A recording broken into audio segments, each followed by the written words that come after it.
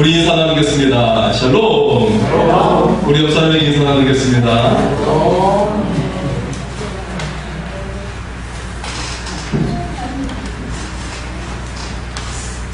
네, 우리나라 재벌 회장이 영국 호텔에 방문을 했다고 합니다. 회장은 저렴하고 검소한 방을 주문을 했대요. 그러자 호텔 직원이 이상하다는 듯이 회장님을 바라보는 겁니다. 그러면서 이렇게 물어봤어요. 회장님, 아드님께서는 항상 최고급 방을 주문하셨는데요, 왜 검소한 방을 주문하시죠? 라고 했어요. 이 말을 듣는 회장은 당연하다는 듯이 그 녀석은 애교를 잘 두었죠. 하지만 저는 그렇지 않습니다. 라고 말을 했다고 합니다. 네. 지금 여러분은 좋으신 하나님 아버지를 두신 줄 믿습니다. 그 좋으신 하나님 아버지께서 여러분을 최상으로 배우해 주실 줄 믿습니다. 여러분의 인생을 충만한 인생으로 인도해 주실 줄 믿습니다. 예. 여러분 안에 성령님이 계신 줄 믿습니까? 네.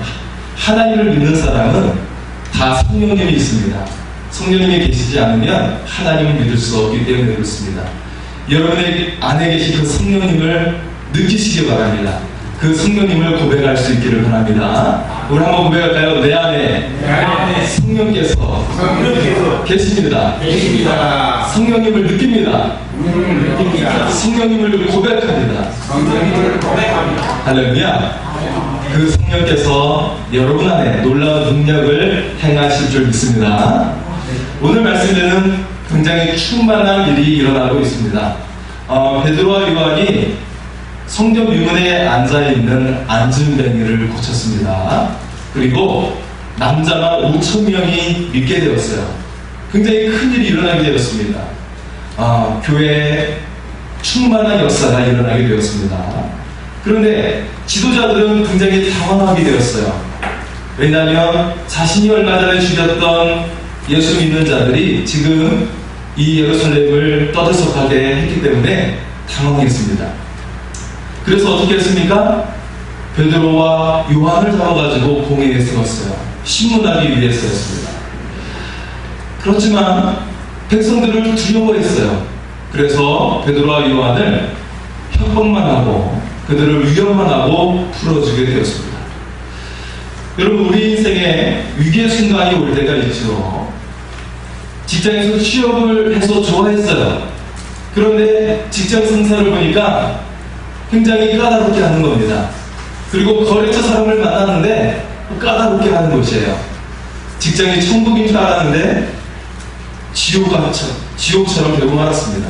네. 때때로 우리는 기대했던 것이 전혀 다르게 나올 때가 있어요. 위기의 순간이 올 때가 있습니다. 그리고 우리 인생에는 건강의 문제가 생길 때가 있어요. 재정적인 문제가 생길 때가 있습니다. 오늘 본문에도 교회에 위기가 찾아왔어요. 이 위기의 순간에 무엇을 했습니까? 이들은 한 마음으로 기도했다고 나와 있습니다. 그리고 어떻게 됐어요? 주의 성령의 충만하심이 임하게 되었다고 말씀합니다. 예. 이들은 한 마음으로 기도했습니다. 이 세상의 군왕들과 관리들이 대적을 하고 있다는 거예요. 하지만 이들은 어떻게 했습니까? 하나님을 의지했습니다. 그 하나님을 의지해서 담대했습니다. 성령이 충만해졌고 그들에게 모든 충만함이 임하게 되었습니다. 성령 충만함은 모든 것을 충만하게 해줍니다. 여러분의 삶에도 그런 충만한 삶이 될 수 있기를 소원합니다. 성령이 충만해지면 어떻게 될까요? 그 첫 번째는 성령이 충만해져서 두려움이 없어지게 된다는 것입니다. 베드로와 요한의 기적사건으로 믿는 자가 5,000명이 되었죠. 이거는 남자의 숫자입니다. 여자와 아이까지 합치면 적어도 12,000명의 숫자입니다. 네, 예루살렘의 12%에 해당하는 숫자예요. 굉장한 숫자입니다. 그런데 불과 몇 달 전에는 지도자들이 예수님을 죽였어요. 그래서 26절에 세상의 군왕들과 관리들이 그리스도를 대적한다는 것이에요. 27절에는 헤롯과 본디오 빌라도가 예수를 거스르면서 지금도 예수 믿는 자를 핍박한다는 거예요. 그렇다면 지금 제자들이 두려워 떨고 있습니까? 주께서 잡히시던 날처럼 그들이 두려워하고 있나요? 그렇지 않습니다. 그때와는 전혀 다른 모습을 보이고 있습니다. 오히려 승리자의 모습을 보이고 있는 것입니다. 이어지는 29절과 31절에 보면 성도들이 담대히 하나님을 전하고 있습니다. 주님의 부활을 전한 것이에요. 죽음을 이기신 승리의 사건을 전하고 있습니다. 불과 몇 달 사이에 제자들이 완전히 달라졌습니다. 그 비결이 무엇일까요? 마음훈련을 받았습니까? 내적 치유를 받았나요? 무슨 연수를 받았나요? 아니었습니다. 오직 이들에게 일어난 것은 하나였습니다. 이들은 함께 기도했어요.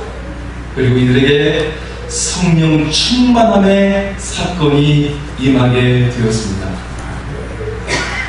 여러분, 사람은 잘 바뀌지 않습니다. 그 인생이 잘 바뀌지 않아요. 사람의 생각이 바뀌지 않아요. 습관이 바뀌지 않아요. 인격이 바뀌지 않아요. 그 인생이 좀처럼 바뀌지 않습니다. 인간적인 방법으로는 쉽게 변하지 않아요. 그러나 방법이 있습니다.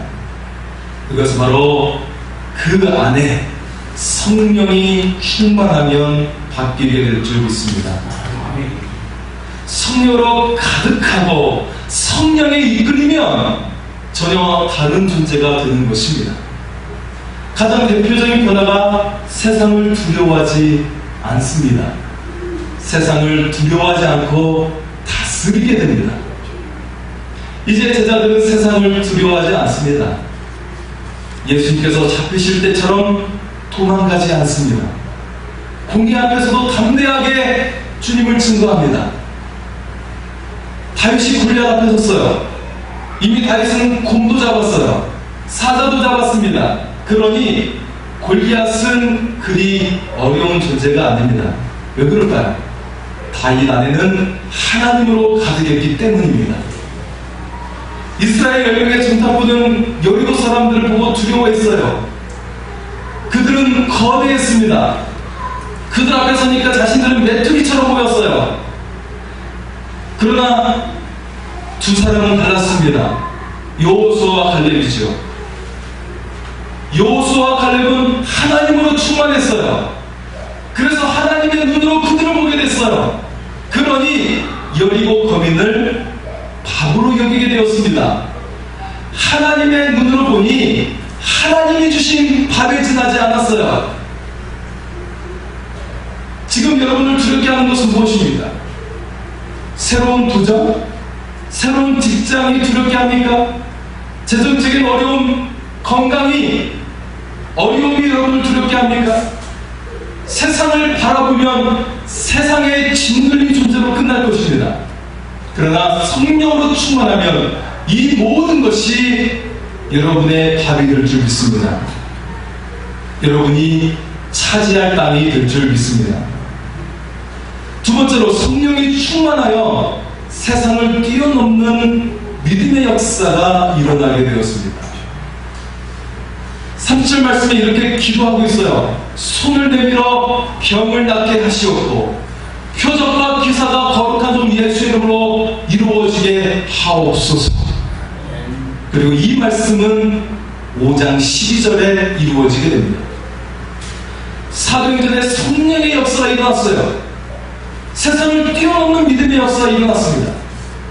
오늘 우리 시대도 세상을 뛰어넘는 믿음의 역사가 일어납니다. 어떤 권사님은 가난 사학이었습니다. 앞으로 3개월밖에 살지 못한다고 합니다.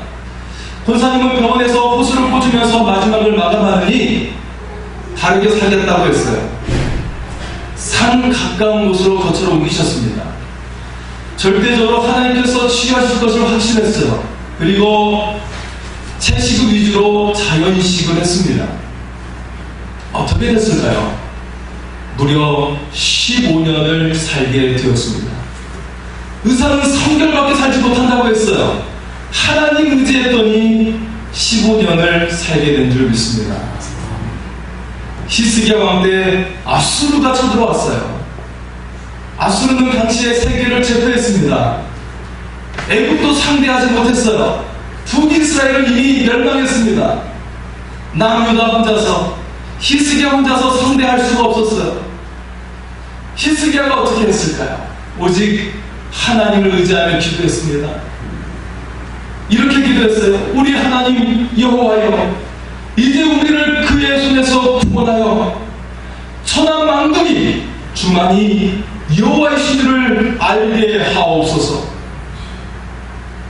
하나님은 히스기야의 기도를 들으셨습니다. 하나님의 사자가 나타나서 아수르의 군대를 그 18만 5천 명을 쳤습니다. 다음날 아침에 보니 그들이 다 시체가 되었습니다. 하나님을 의지하는 자에게 인생의 승리가 오게 될 줄 믿습니다. 히스기야의 시련은 여기에 그치지 않았습니다. 그가 죽을 병에 걸린 것입니다. 히스기야는 절망했어요. 그의 얼굴을 벽에 대고 기도했습니다. 전심으로 하나님을 의지하며 기도했어요. 통곡하면서 기도했습니다. 그리고 하나님은 그에게 응답을 주셨습니다. 내가 내 기도를 들었고 내 눈물을 보았노라. 그리고 그의 생명을 15년을 연장해 주셨습니다. 그리고 아수르로부터 보호해 주실 것을 약속해 주셨습니다. 여러분, 하나님의 영으로 충만한 사람에게 이런 믿음의 역사가 임할 줄 믿습니다. 과거 미국 남부는 목화 사업으로 유명했죠. 그런데 이 목화 사업이 땅을 황폐하게 했어요. 사람들이 극심한 고통에 시달렸습니다. 이때 조지 완스턴 카와 박사는 하나님께 기도했어요. 하나님, 왜 어려움을 주십니까? 어떻게 해야 합니까? 하나님께서는 그에게 연구실로 들어가서 연구하라고 하십니다. 그리고 발견한 것이 바로 땅콩이 땅을 기름지게 한다는 사실이었어요. 그래서 각 집을 돌면서 땅콩을 심으라고 하였습니다. 자, 땅이 기름지게 되었어요. 하지만 또 다른 문제가 발생했습니다. 땅콩이 너무 넘쳐서 처분하기가 어려운 거예요. 카바버스는 하나님께 또 물었습니다. 하나님, 왜 시련을 주십니까? 하나님은 그에게 말했습니다. 이 땅콩을 가지고 연구실로 들어가서 연구하라. 카바버스는 즉시 땅콩을 연구해서 땅콩과 관련된 300가지에 다르는 제품을 만들게 됩니다. 그는 이것을 무상으로 나눠주게 되었어요. 이로 인해서 땅콩 농사도 이와 관련된 제조 사업도 번창하게 되었습니다. 성령이 충만한 카버 박사를 통해서 믿음의 역사가 일어나게 되었습니다. 세 번째로, 성령이 충만하면 하나님의 말씀이 전해지게 된다는 것입니다. 여러분, 이 세상에 가장 중요하고 급한 일은 무엇일까요? 부유해지는 것일까요? 건강해지는 것일까요? 가장 중요하고 급한 것은 영혼 구원의 문제입니다. 사람들은 모두 영적 부화 상태에 있습니다. 영적 부화처럼 살아가고 있는 것이죠. 오늘날 어린 학생들이 가장 동경하는 대상이 누구일까요? 아마 여러분들은 어렸을 때 대통령이랄지 과학자들을 동경했을 겁니다. 오늘날 학생들이 동경하는 대상은 누구일까요? 아이돌 가수입니다. 그런데 우리나라 가장 대표적인 연예 기획사 YG가 있죠. 양현석 대표가 세웠습니다. 우리나라 K-팝의 중추적 역할을 해왔죠. 그런데 지난 10여 년간 마약 사건이 끊이지 않았습니다. 최근에 빅뱅의 승리와 정준영 사건이 발생했죠. 지난주에는 그룹 아이콘 멤버인 B.I.의 마약 사건이 발생했습니다. 이로 인해서 양현석 대표는 대표직을 사임했습니다. 그 연예인들 가운데 마약 사건, 성매매 사건이 연루되어 있습니다. 이것이 무엇을 의미합니까? 물론 깊은 다른 사건적인 내막이 있겠죠. 그런데 더 중요한 것은 우리나라 어린 세대들에게 미치는 영향입니다. 이러한 정서가 여성을 성적 대상으로 여기게 된다는 거예요. 벌써 20년 전에, 그때는 제가 목사가 아니었죠. 20년 전이니까. 한 청년이 저에게 말을 합니다. 형님이 아니었으면 저는 전혀 다른 삶을 살았을 겁니다. 저는 많은 여자들과 잠자는 것이 제 인생 목표였습니다. 저는 그 이야기를 듣고 너무 충격이었어요. 20년 전에 교회 다니는 청년의 이야기입니다. 세상 사람이 아니었어요. 그런데 우리나라에 있는 세상 사람들의 관심사가 여기서 크게 벗어나지 않는다라는 것입니다. 부모가 자식을 버리는 시대입니다. 자식이 부모를 버리는 시대입니다. 일본에서 일어난 소식을 알고 계시죠? 농림선 차관을 지낸 사람이었습니다. 그는 엘리트의 삶을 살았어요. 그에게는 40대 아들이 있었습니다. 아들은 직장이 없어요. 아버지의 연금으로 같이 살고 있습니다. 부모에게 폭행도 저질렀어요. 한 번은 지금 저 초등학교에서 운동회가 열렸습니다. 이 아들이 창문을 열더니만 소리를 지르는 거예요. 시끄럽다며 모두 죽여버리겠어 라고 소리 들립니다. 차관을 지냈던 아버지는 깜짝 놀랐어요. 며칠 전 초등학교에서 발생한 일이 생각났어요. 중년의 남성이 20여 명의 사상자를 냈던 사건이었죠. 자신의 아들도 그런 범죄자가 될 수 있겠다고 생각했습니다. 그래서 아버지는 아들을 살해했습니다. 그리고 자수했습니다. 한 주간의 세상 소식들은 마음을 우울하게 합니다. 사건 소식이 끊이지 않아요. 경제에 대한 소식도 늘 불안을 가중시킵니다. 언론들은 마치 구독을 높이는 듯 자극적으로 기사를 써나갑니다. 세상 속에서 어떻게 살아갈 수 있을까요? 어떤 이는 술과 담배로 잊으려고 합니다. 어떤 이는 게임에 빠져 있습니다. 좀 건전한 사람은 취미 생활을 하게 됩니다. 어떤 사람은 심리치료를 받습니다. 내적 치유를 받습니다. 조금 도움이 될 것입니다. 그러나 완전히 치유되지 않습니다. 세상의 소식들은 계속 우리를 자극시키기 때문입니다. 이게 끊이지 않습니다. 우리에게 가장 필요한 것은 영적 고아 상태가 치료되어야 합니다. 회복되어야 합니다. 우리를 완전히 사랑하시는 하나님 아버지의 사랑으로 치료되어야 합니다. 살아계신 하나님의 말씀으로 치료되어야 합니다. 우리를 사랑하시는 그 말씀으로 치료되어야 합니다. 영원한 생명을 누려야 하는 것입니다. 우리는 모두 하나님의 자녀입니다. 하나님은 우리를 완벽하게 사랑하십니다. 더 이상 다른 환각제에 빠질 필요가 없습니다. 술에 마시는 것도, 담배에도 빠질 필요가 없습니다. 게임에 중독되거나 성적 충동에 빠질 필요가 없습니다. 하나님은 우리를 완벽하게 이해하십니다. 우리를 전적으로 사랑하십니다. 그리고 우리를 향한 아름다운 계획을 가지고 계십니다. 우리를 결코 버리지 않고 언제나 항상 함께 하십니다. 지금도 여러분과 함께 하십니다. 그 하나님을 느끼십시오. 그 하나님을 의지하십시오.